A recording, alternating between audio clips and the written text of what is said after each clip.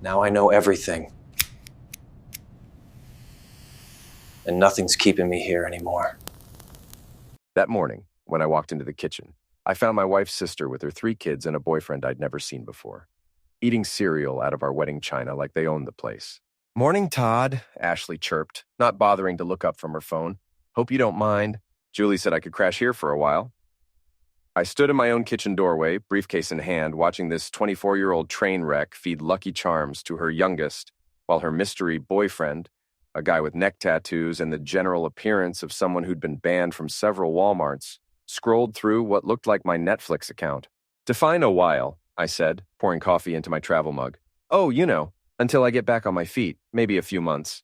A few months, right.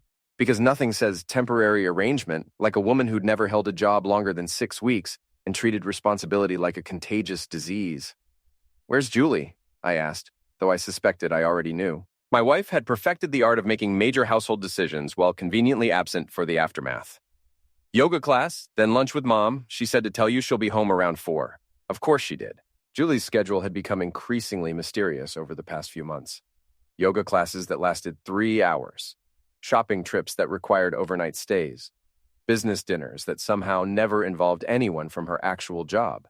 I'm a software developer for a mid-sized insurance company, which means I spend my days debugging other people's mistakes and explaining why turning it off and on again isn't always the solution. It's honest work that pays well enough to afford our modest 3-bedroom house in suburban Minneapolis, complete with a 2-car garage and a backyard that Julie once claimed she'd turn into a vegetable garden.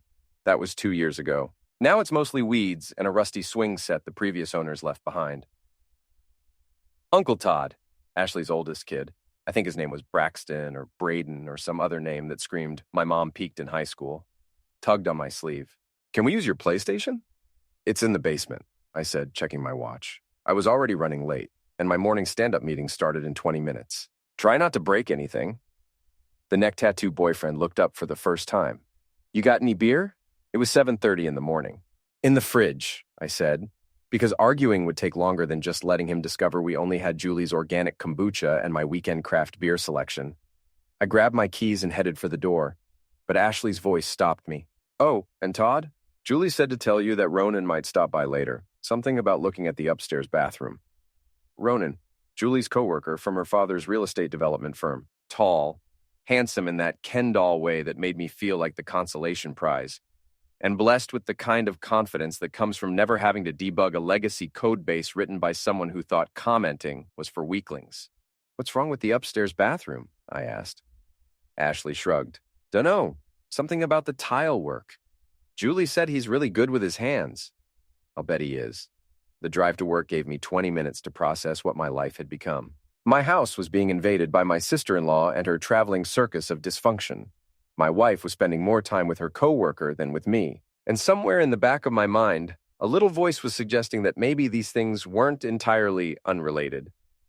I'd met Julie 4 years ago at a coffee shop in downtown Minneapolis. She was arguing with the barista about whether oat milk was really milk, and I'd made some joke about the philosophical implications of plant-based dairy products. She'd laughed.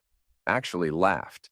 And we'd ended up talking for 2 hours about everything from sustainable agriculture to why romantic comedies always featured women who worked in bookshops or flower stores. She was smart, funny, and had this way of making even mundane conversations feel important. When she told me about her job working for her father's company, I was impressed by her ambition. When she introduced me to her family, I was less impressed by their barely concealed disappointment that she wasn't dating someone more substantial. Richard Bronson, Julie's father, owned Bronson Development, which specialized in turning farmland into strip malls and family neighborhoods into luxury condos. He was the kind of man who wore expensive suits to casual barbecues and somehow made every conversation about his latest business triumph.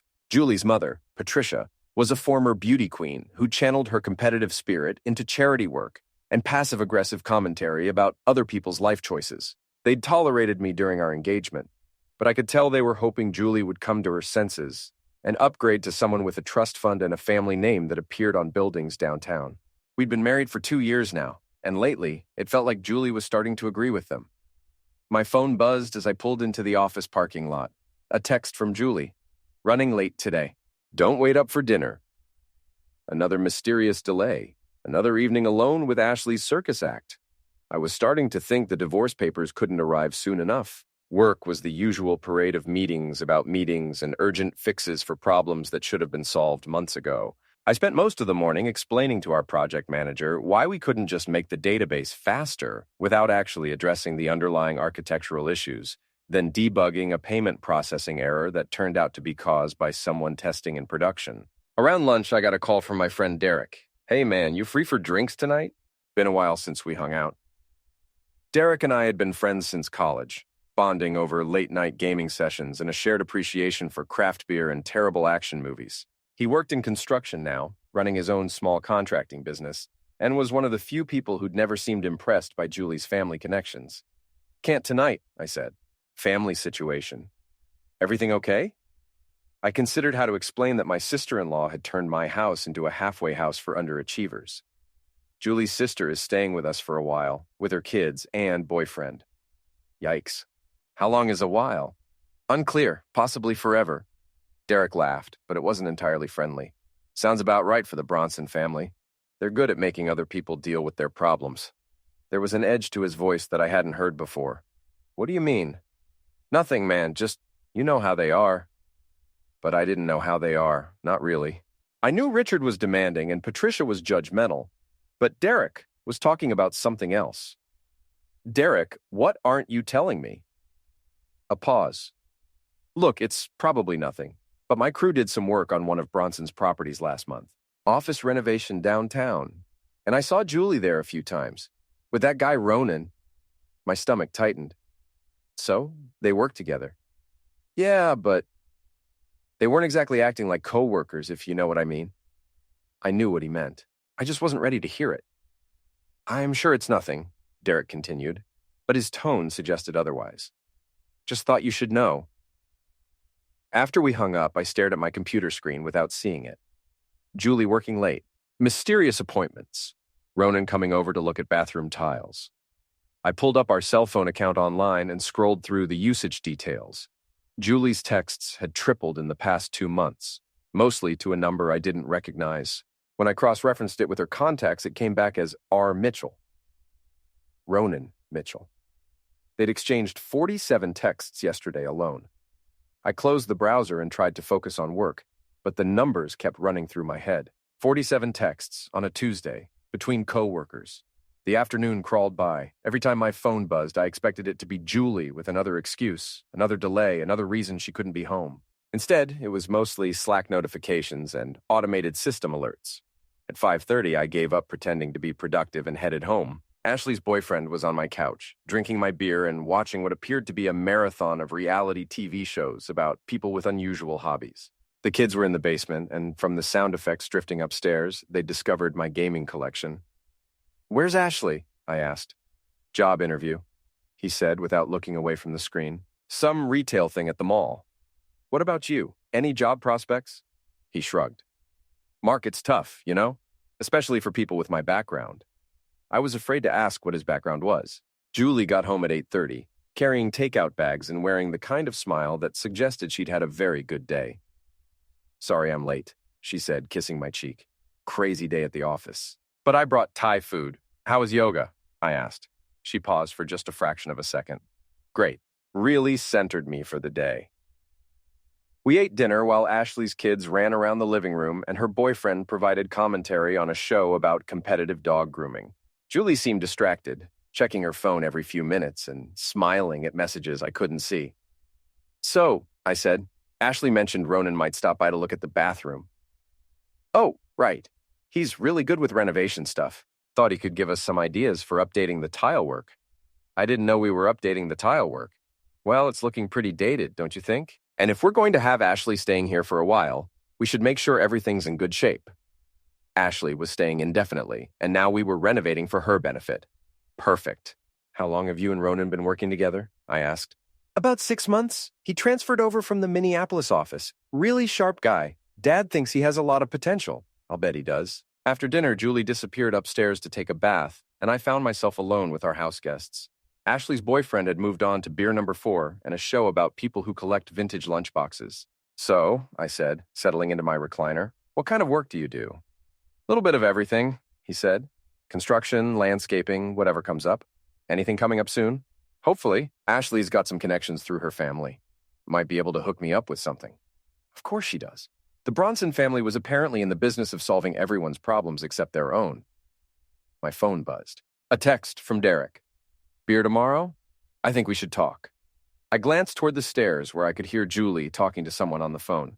Her voice was low, almost intimate, punctuated by quiet laughter. I texted back, definitely. I think you're right about a lot of things. That night, I lay in bed listening to Julie breathe beside me and wondering when my life had become a situation I needed to escape from. 6 months ago, we were talking about starting a family. Now, I was questioning whether I really knew the woman I'd married. Her phone, charging on the nightstand, buzzed with a late-night message. In the dim light, I could see the preview. Can't wait for tomorrow. This is going to be amazing. The sender was listed as R. Mitchell. I stared at the ceiling until dawn, wondering what was going to be so amazing and why my wife was making plans that didn't seem to include me. The next evening, Derek and I met at Murphy's Pub, a dive bar near downtown that specialized in cheap beer and the kind of atmosphere that encouraged honest conversations. Derek was already on his second pint when I arrived, and from the look on his face, he'd been rehearsing what he wanted to say. Okay, he said after I'd ordered. I'm just going to say this straight out because you are my friend and you deserve to know. My stomach clenched. Know what? Julie's having an affair. The words hung in the air between us like a challenge. Part of me wanted to argue, to defend my wife, to insist that Derek was wrong. But a bigger part of me felt something like relief. Finally, someone had said it out loud. How do you know? I asked. Derek pulled out his phone and scrolled through his photos. Remember I told you about the renovation work we did on Bronson's downtown office? Well, I went back last week to fix a problem with some electrical work, and I saw this. He showed me a photo taken through an office window. Julie and Ronan, locked in an embrace that was definitely not professional. Her hands were in his hair, his were on her waist, and they were kissing like teenagers behind the gym. I'm sorry, man, Derek said. I know this sucks. I stared at the photo, feeling oddly detached. When was this taken? Last Tuesday, around 3 p.m. Tuesday, the day Julie had texted me about running late after yoga class. There's more, Derek said gently. I asked around. Turns out they've been seen together at a bunch of places. Restaurants, hotels, that new wine bar on Hennepin. People have been talking. Which meant I was probably the last person in our social circle to figure out what was going on. How long do you think it's been going on? I asked. Hard to say, but my guess is a few months at least. A few months. While I'd been debugging code and planning weekend trips and trying to be a good husband, Julie had been building an entirely separate life with someone else. What are you going to do? Derek asked. Good question. What was I going to do? I don't know yet, I said, but I'm going to figure it out. We drank in silence for a while, watching a basketball game on the bar's ancient television. Finally, Derek spoke up again. You know, there's something else you should probably know about the Bronson family. What now? The business isn't doing as well as they pretend. My buddy who works in commercial real estate says they've been having cash flow problems for months. Word is they're leveraged to the hilt on some development projects that aren't panning out. This was news to me. Richard Bronson had always projected an image of success and prosperity. The expensive suits, the luxury cars, the talk about expansion and new opportunities. How bad is it? I asked. Bad enough that they're probably looking for ways to consolidate assets and cut expenses, which might explain why Ashley suddenly needs a place to stay, if you know what I mean. I was starting to see the bigger picture. Julie's family was having financial problems. Ashley needed free housing, and Julie was hedging her bets with a coworker who might represent a better long-term prospect than a software developer with a modest salary and no family connections. So I'm basically being used, I said. Looks that way. I finished my beer and ordered another. Derek, can I ask you something? Go ahead. Why didn't you tell me about this sooner? He was quiet for a moment. Honestly, because I wasn't sure you'd believe me, and because I was hoping I was wrong. But you weren't wrong. No, I wasn't. I got home around 10 to find the house in chaos. Ashley's youngest had apparently flushed something down the toilet that caused it to overflow, flooding the upstairs bathroom and seeping into the hallway carpet. Ashley was running around with towels. Her boyfriend was trying to shut off the water, and the kids were crying. Thank God you're here, Ashley said. We need to call a plumber or something. I surveyed the damage. Water everywhere, carpet soaked, and a smell that suggested whatever had been flushed wasn't entirely organic. "Where's Julie?" I asked. "Still at work? Some kind of emergency meeting?" "At 10 o'clock at night." "Right." I spent the next 2 hours dealing with the flood, mopping water, moving furniture, and setting up fans to dry the carpet. Ashley helped, but her boyfriend seemed to think his role was limited to offering unhelpful commentary and finishing my beer. Julie finally got home around midnight, stepping carefully around the fans and surveying the damage. "What happened?" she asked. "Your nephew flushed something down the toilet," I said. "Flooded the bathroom and hallway." "Oh no. Is everything okay?" "It will be. Eventually." She looked tired, but there was something else in her expression. A kind of distracted satisfaction that made me think her emergency meeting had been very satisfying indeed. "I'm sorry," she said. "I should have been here to help." "Yeah," I said. "You should have." That night, after everyone had finally gone to bed, I sat in my home office and stared at the photo Derek had shown me. Julie and Ronan, wrapped around each other, completely absorbed in their secret world. I thought about the past few months. The late nights, the mysterious appointments, the way Julie had seemed increasingly distant and distracted, the way she'd started criticizing little things about me, my clothes, my hobbies, my friends, the way she'd begun making major decisions without consulting me, like inviting Ashley to move in indefinitely. I thought about our marriage and how it had gradually shifted from partnership to something that felt more like a business arrangement where I provided housing and financial stability, while Julie provided what exactly? And I thought about what I was going to do about it. By morning, I had a plan. I started small. Over the next few days, I paid attention to details I'd been ignoring. Julie's schedule, her phone habits, the way she dressed for work, the little lies that I'd been accepting without question. On Thursday, she said she had a client dinner that would run late. I drove by her office at 7:30 and saw her car in the parking lot, along with a silver BMW that I was pretty sure belonged to Ronan. The lights were on in the conference room on the third floor. On Friday, she claimed she was going shopping with her mother. I called Patricia to ask about weekend plans, and she mentioned how nice it was that Julie was finally taking some time for herself, since she'd been so busy with work lately. No shopping trip, no mother-daughter bonding. On Saturday, Julie said she needed to go into the office to catch up on paperwork. I waited an hour, then drove downtown. Her car wasn't at the office, but I found it in the parking lot of the Marriott Hotel, 6 blocks away. I sat in my car for 20 minutes debating what to do. I could go inside, confront them, make a scene, but that would be emotional and messy, and I was starting to realize that this situation required a more strategic approach. Instead, I took photos. The cars in the parking lot, the timestamps, the hotel entrance, building a case, one piece of evidence at a time. That evening, Julie came home with shopping bags from stores she hadn't actually visited and stories about people she hadn't actually seen. She was getting sloppy with her lies, probably because she assumed I was too trusting or too stupid to notice. "How was your day?" she asked, settling onto the couch next to me. "Quiet," I said. "Just caught up on some reading." "How was the office?" "Productive. Got a lot done."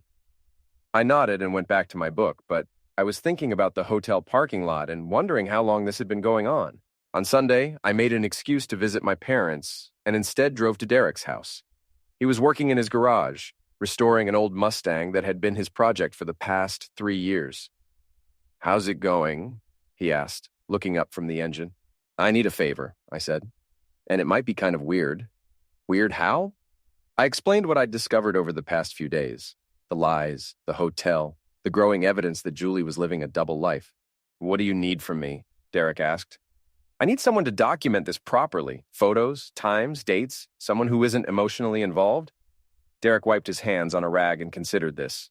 "You're talking about hiring a private investigator?" "I'm talking about asking my friend to help me figure out what's really going on in my marriage."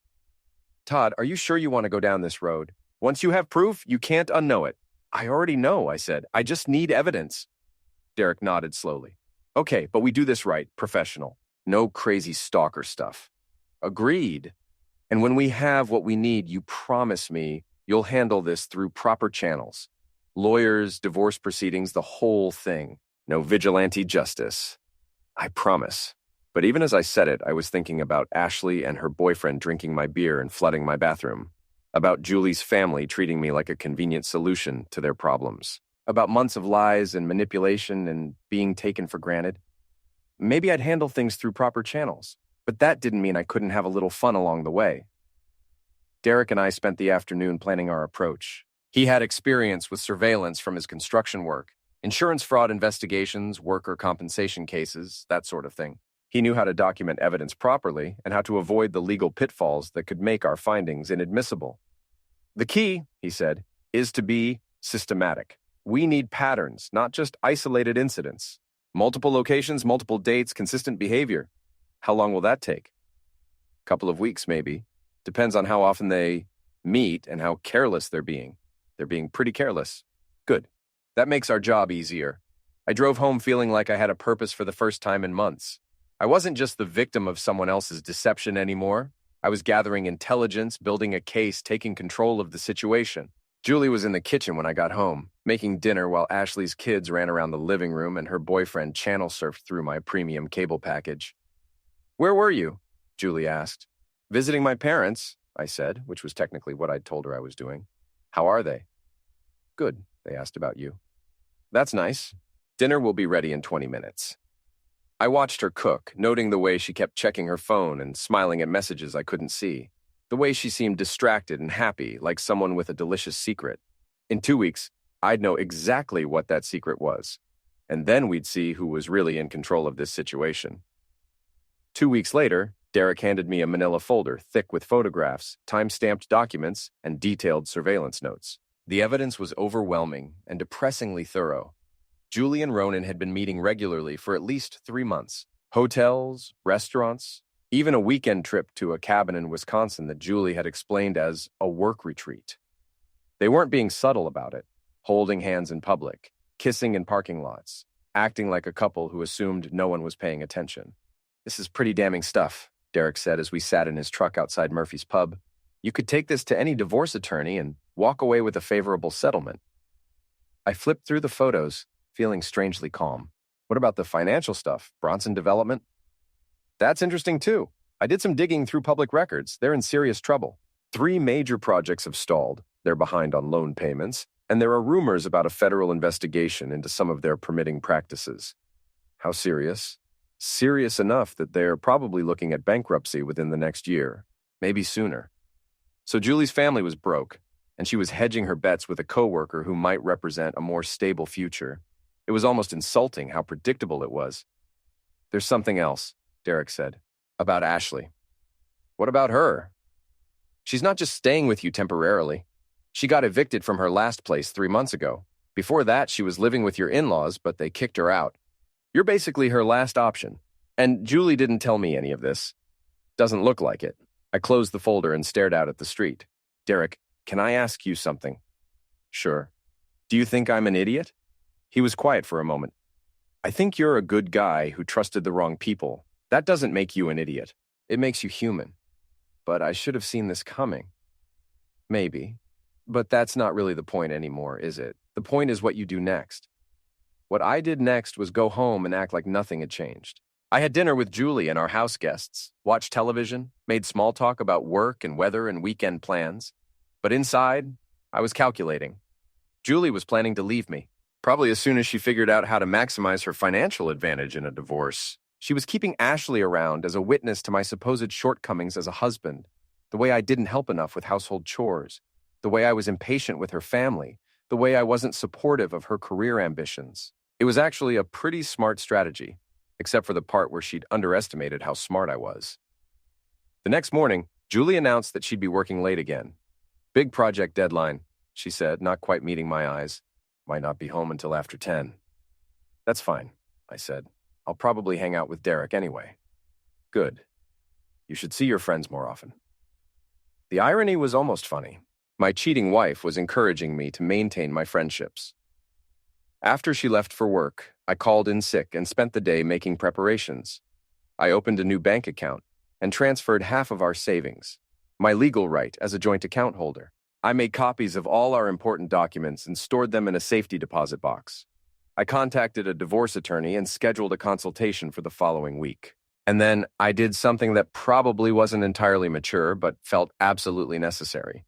I called Ashley into the kitchen for a conversation. "We need to talk," I said. She looked nervous, which suggested she had some idea of what was coming. Look, Todd, if this is about the bathroom thing, it's not about the bathroom. It's about the fact that you've been lying to me since the day you moved in. Her face went pale. I don't know what you mean. You're not staying here temporarily while you get back on your feet. You got evicted from your last place. Before that, you were living with Richard and Patricia until they kicked you out. I'm not helping family in a tough spot. I'm the last resort for someone who's burned every other bridge. Ashley sat down heavily at the kitchen table. Who told you that? Does it matter? The point is, Julie lied to me about your situation and you went along with it. Todd, I can explain. I'm sure you can. But here's the thing. I don't actually care about your explanations. What I care about is the fact that my house has been turned into a free boarding house for you and your boyfriend and your kids, and nobody bothered to ask if I was okay with that arrangement. Where are we supposed to go? That's not my problem anymore. I slid a piece of paper across the table. Oh, this is a formal notice to vacate. You have 30 days to find somewhere else to live. Ashley stared at the paper like it was written in a foreign language. You can't do this, Julie said. Julie doesn't get to make unilateral decisions about who lives in my house, especially when she's not being honest about why they need to live here. I'll talk to her. She'll change your mind. No, I said. She won't. That evening, I waited for Julie to come home from her work deadline. She arrived at 10:30, looking satisfied and slightly disheveled.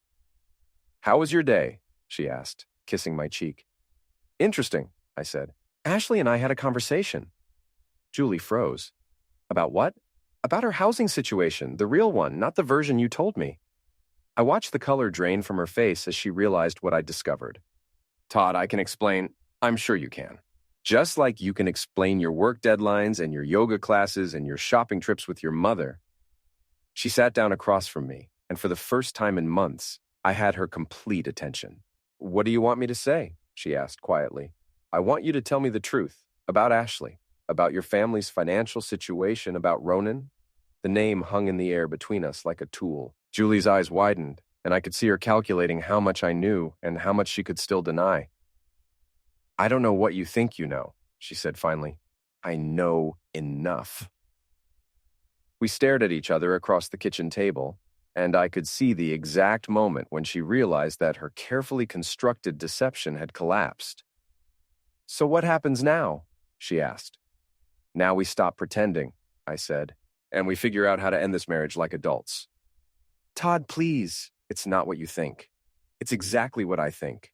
The only question is whether you want to handle this quietly and fairly, or whether you want me to make it public and messy.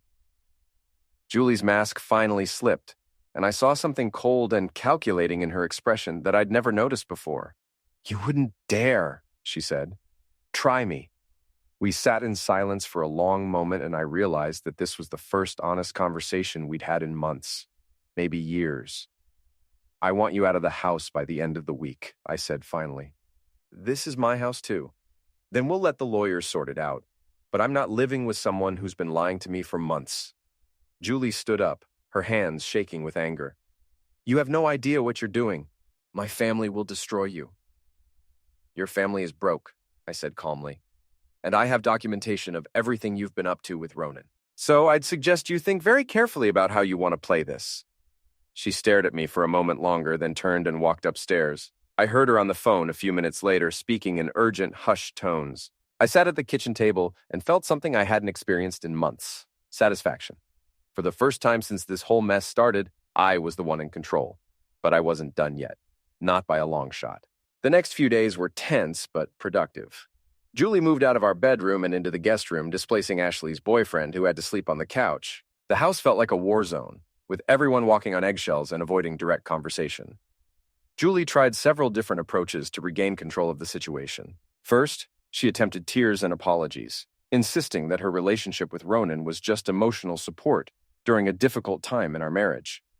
When that didn't work, she switched to anger, accusing me of being controlling and paranoid. Finally, she tried bargaining, suggesting marriage counseling and promising to end things with Ronan if I'd give her another chance. I listened to all of it with detached interest, like someone watching a performance they'd already seen.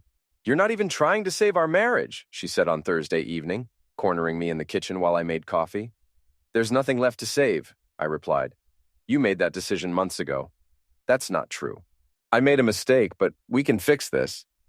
Julie, you didn't make a mistake. You made a series of calculated choices over several months. You lied to me repeatedly. You used our home to solve your family's problems without asking, and you've been building a relationship with someone else while pretending to be committed to our marriage. Those aren't mistakes. That's a pattern of behavior.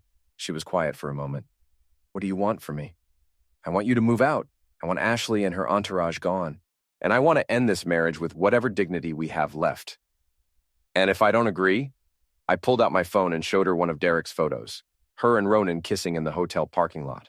Then I start sharing these with people who know both of us, starting with your father. Her face went white. You wouldn't. I absolutely would. Your choice. That evening, Julie called a family meeting. She gathered Ashley, the boyfriend, and the kids in the living room and explained that there had been a misunderstanding about the housing arrangement. Todd feels like we haven't been communicating well about expectations, she said, not quite meeting anyone's eyes. So, we need to make some adjustments. Ashley looked panicked. What kind of adjustments? You're going to need to find somewhere else to stay, just temporarily while Todd and I work through some things. Where are we supposed to go? Julie glanced at me, then back at her sister. I'm sure we can figure something out. Maybe Mom and Dad. They already said no, Ashley interrupted. That's why we're here. The room fell silent. Even the kids stopped their constant chatter and looked around at the adults with confused expressions. We'll figure it out, Julie said finally, but her voice lacked conviction. I almost felt sorry for them. Almost. The next morning, I woke up to find Derek's truck in my driveway. He was sitting at my kitchen table, drinking coffee with Julie, and both of them looked up when I entered the room. Morning, Derek said casually. Julie and I were just having an interesting conversation. I poured myself coffee and waited to see where this was going. Derek was telling me about some of the work he's been doing lately, Julie said, her voice carefully neutral. Surveillance work. Is that right? Yeah, Derek said. Funny thing about surveillance, you never know what you're going to discover. Sometimes people are exactly who they appear to be. Other times, he shrugged. Julie's hands were wrapped around her coffee mug like she was trying to keep them from shaking. Derek also mentioned that he knows people in the construction industry, she continued. People who work on commercial real estate projects. Small world, I said. Apparently, there's been some talk about Bronson development, financial difficulties, project delays, that sort of thing. I sat down at the table and looked back and forth between them. Where is this conversation going? Julie took a deep breath. I think we should talk about how to handle our situation privately, without involving other people or making things public. I'm listening. I'll move out by the weekend. Ashley and her family will find somewhere else to stay. We'll file for divorce quietly, split our assets fairly, and keep our personal business private. And in return, you don't share any photos or information about my personal life with my family or colleagues. I considered this. It was a reasonable offer and probably the mature way to handle things. But there was something in Julie's tone that suggested this wasn't really a negotiation. It was more like damage control. What about Ronan? I asked. What about him?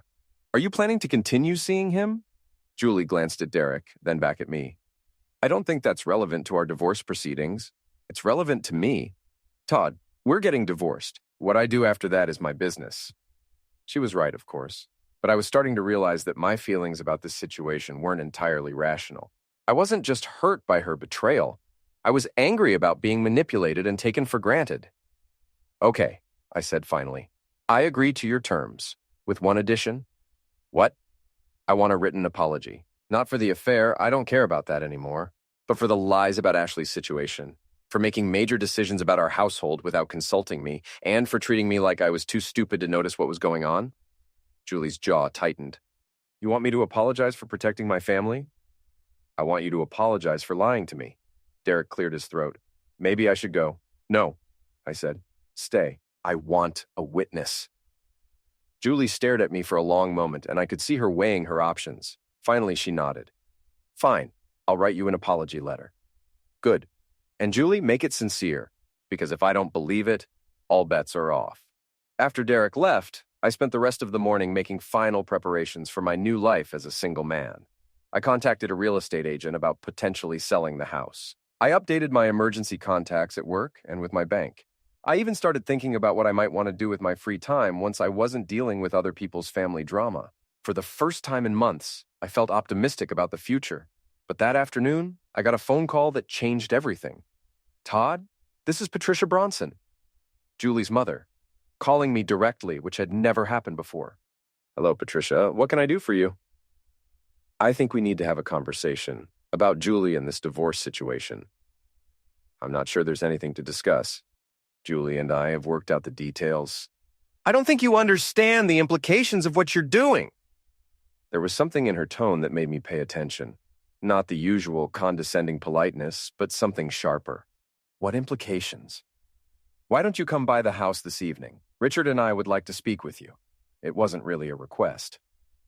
What time? I asked. 7 o'clock, and Todd, come alone. After she hung up, I sat staring at the phone, wondering what the Bronson family had planned for me. Whatever it was, I had a feeling it wasn't going to be a friendly conversation about mutual respect and amicable divorce proceedings. But I also had a feeling that I was about to discover just how far they were willing to go to protect their interests. And more importantly, I was about to find out just how far I was willing to go to protect mine. The Bronson house was a monument to successful real estate development, or at least the appearance of it. Situated on 2 acres in one of Minneapolis's most exclusive neighborhoods, it featured the kind of architectural details and landscaping that screamed, "We have money, and we want you to know it." I'd been there dozens of times over the past 4 years, but tonight it felt different. Less like visiting family, more like walking into enemy territory. Patricia answered the door wearing the kind of smile that didn't reach her eyes. Todd, thank you for coming. Richard is waiting in his study. She led me through the marble foyer and down a hallway lined with family portraits and awards from various business organizations. The study was exactly what you'd expect from a successful developer. Leather furniture, built-in bookcases, a massive desk that suggested important decisions were made here. Richard was standing behind that desk when we entered, but he didn't invite me to sit down. Todd, he said, extending his hand for a brief, firm handshake. We need to talk. So I gathered. Patricia closed the door behind us and took a position near the window. I was definitely outnumbered, but I'd expected that. Julie tells us you're planning to make some private matters public, Richard said. Julie and I have actually worked out an arrangement to keep things private, I replied, assuming she holds up her end of the agreement. Yes, well, that's what we want to discuss. This agreement of yours? Richard moved around the desk and sat down, gesturing for me to take the chair across from him.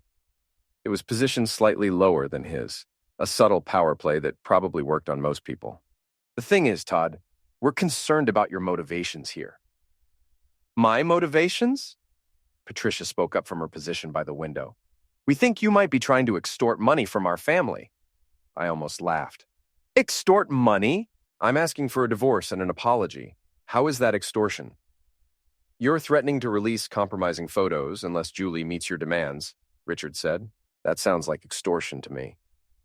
Those demands being that she move out of our house and stop lying to me about her sister's housing situation. Nevertheless, the principle remains the same. I looked back and forth between them, trying to figure out where this conversation was heading. But what exactly are you suggesting? I asked. Richard leaned back in his chair. We're suggesting that you might be open to a more comprehensive arrangement. Meaning? Meaning we're prepared to make this worth your while. Financially?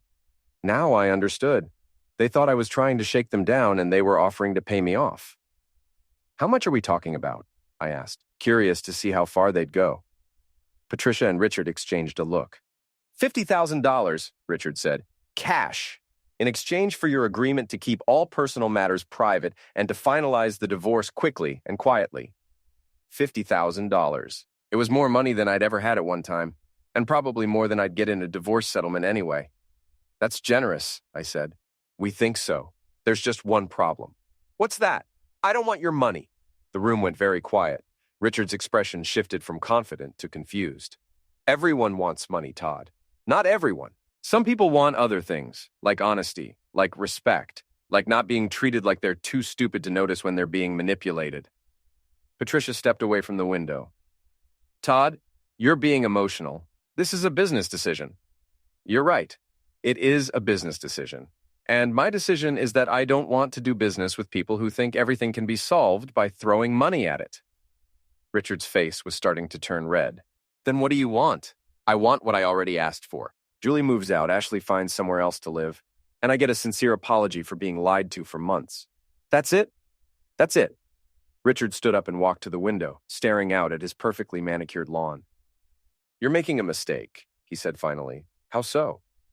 You think you're in control of this situation, but you're not. You're a software developer with a modest income and no family connections. We're the Bronsons. We have resources you can't imagine. What kind of resources? Patricia answered. Legal resources, business connections, the kind of people who can make life very difficult for someone who crosses us. I felt something cold settle in my stomach. Are you threatening me? We're explaining reality, Richard said, turning back to face me. You can take our offer and walk away from this situation with enough money to start over somewhere else.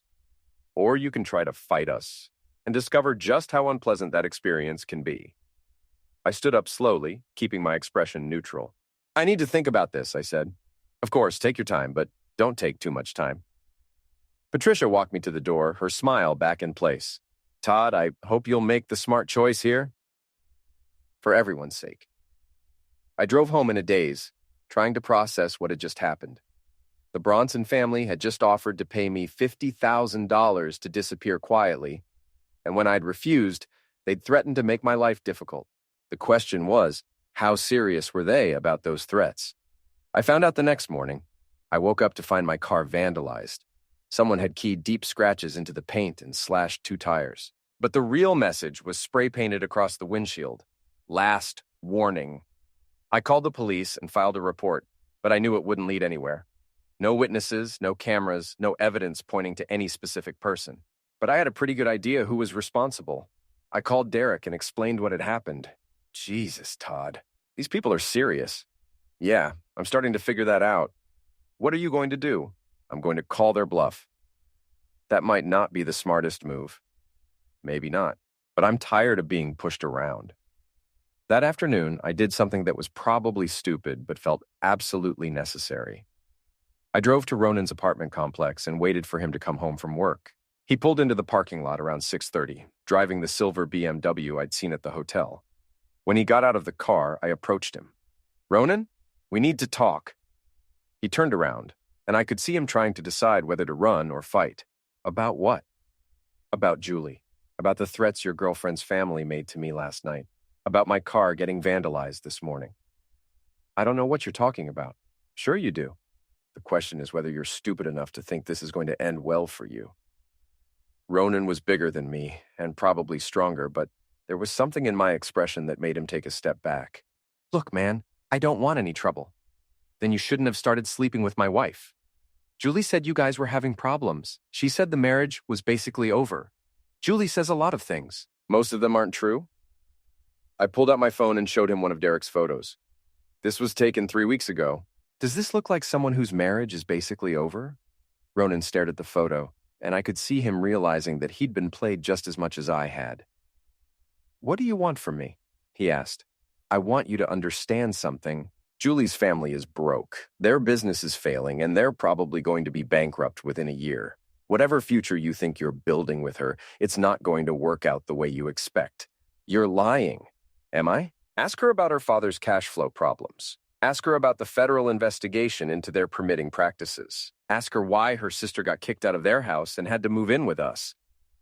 Ronan was quiet for a moment, processing this information. Even if that's true, he said finally, it doesn't change anything between Julie and me. Maybe not, but it should change how you feel about getting involved in her family's attempts to intimidate me. I'm not involved in anything. Good. Keep it that way. I turned to walk back to my car, then stopped. Oh, and Ronan, if anything else happens to my property or if I receive any more threats, I'm going to assume you're involved, and I'm going to respond accordingly. Is that a threat? It's a promise. I drove home feeling like I'd accomplished something, though I wasn't entirely sure what. I'd confronted the other man, delivered some warnings of my own, and hopefully planted some seeds of doubt about the Bronson family's stability. But I also knew that I'd probably escalated the situation in ways that might come back to haunt me. That evening, Julie came home earlier than usual, looking agitated. We need to talk, she said. About what? About your conversation with Ronan today. What about it? You had no right to approach him. I had every right. He's sleeping with my wife, soon-to-be ex-wife. Fine. He's sleeping with my soon-to-be ex-wife, and her family is threatening me. I thought he should know what he's getting involved in. Julie sat down across from me, and I could see her struggling to maintain control of her temper. Todd, you're making this much more complicated than it needs to be. I'm not the one who made it complicated. Just take my parents' offer. $50,000 is a lot of money. You could start over somewhere else. Find someone who appreciates you. I don't want to start over somewhere else. I want to finish what we started here. Which is what exactly? An honest conversation about what you've done and why you thought it was okay. Julie stared at me for a long moment, and I could see something shifting in her expression. You really want to know why? She asked. Yes. Because you're boring, Todd. You're a nice guy, but you're boring. You work your little job, you come home and watch TV, you talk about upgrading our kitchen appliances like it's the most exciting thing in the world. You have no ambition, no vision, no plans for anything bigger than what we already have. Her words stung, partly because there was some truth to them. So you decided to find someone more exciting. I decided to find someone who wanted more from life than a comfortable routine.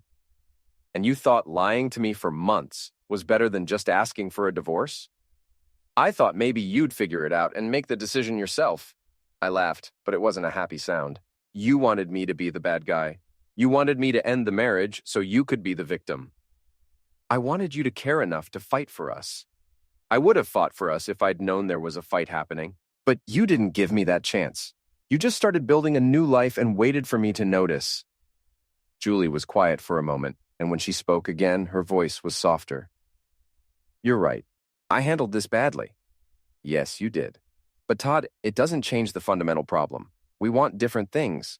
Maybe, but we'll never know for sure because you didn't give us a chance to figure it out together. She nodded slowly. I'm sorry, I really am. Thank you. That's all I wanted to hear. So what happens now? Now you move out, Ashley finds somewhere else to live, and we file for divorce, just like we agreed. And the photos? Stay private, as long as your family stops threatening me. Julie looked relieved. I'll talk to them. Good, because if anything else happens to my property, all bets are off. That night, I sat in my living room and thought about what Julie had said. About being boring, about lacking ambition, about settling for a comfortable routine. Maybe she was right. Maybe I had gotten too comfortable, too complacent about our relationship and my life in general. But that didn't excuse what she'd done. And it didn't mean I was going to let her family push me around. I was done being the nice guy who got taken advantage of. It was time to show everyone exactly how interesting I could be. Hash. Epilogue. New beginnings. 3 months later, I was sitting in my kitchen drinking coffee and reading the newspaper when I came across an interesting article in the business section.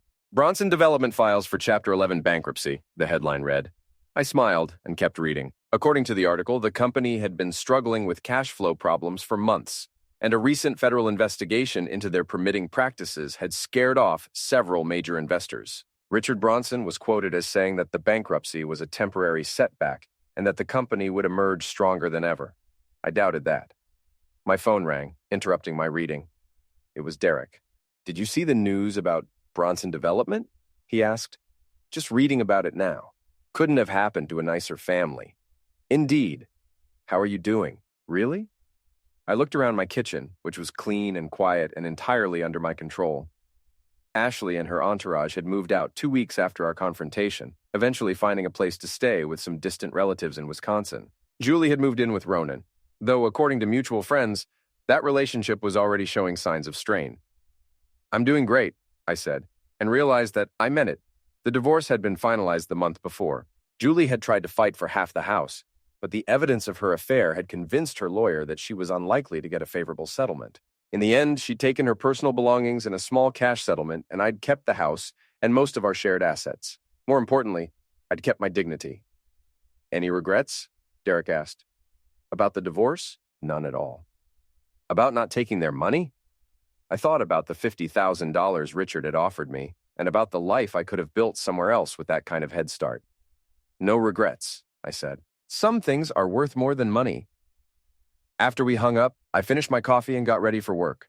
I had a new project starting that week, a complete system overhaul for a growing startup downtown. It was challenging work that would require creativity and problem-solving skills I hadn't used in years. Julie had been right about one thing. I had gotten too comfortable with routine, but that was changing. I was dating someone new, a woman I'd met through a hiking club I'd joined after the divorce. She was smart, funny, and refreshingly honest about what she wanted from life. We were taking things slowly, but I was optimistic about where it might lead. I was also thinking about starting my own consulting business. The startup project had reminded me how much I enjoyed solving complex technical problems, and several former colleagues had suggested I had the skills to make it on my own. Maybe Julie had done me a favor by blowing up our marriage. Maybe I needed to be forced out of my comfortable routine to remember who I really was and what I was capable of achieving. As I drove to work that morning, I thought about the past few months and everything I'd learned about myself. I wasn't the boring, passive guy Julie had described. I was someone who could stand up for himself when necessary, who could outmaneuver people who thought they were smarter than me, and who could build a better life from the wreckage of a failed marriage. I was someone who didn't need other people's money or approval to be successful. I was someone who could take care of himself, and that felt pretty good. My phone buzzed with a text message as I pulled into the office parking lot. I expected it to be work-related, but the sender was listed as Julie. I hesitated for a moment, then opened the message. Saw the news about Dad's company? Thought you should know that Ronan and I broke up. I know it's too late for us, but I wanted to say I'm sorry for everything. You deserved better. I stared at the message for a moment, then deleted it without responding. She was right. It was too late for us. But I wasn't sorry about that anymore. I was too busy building something better,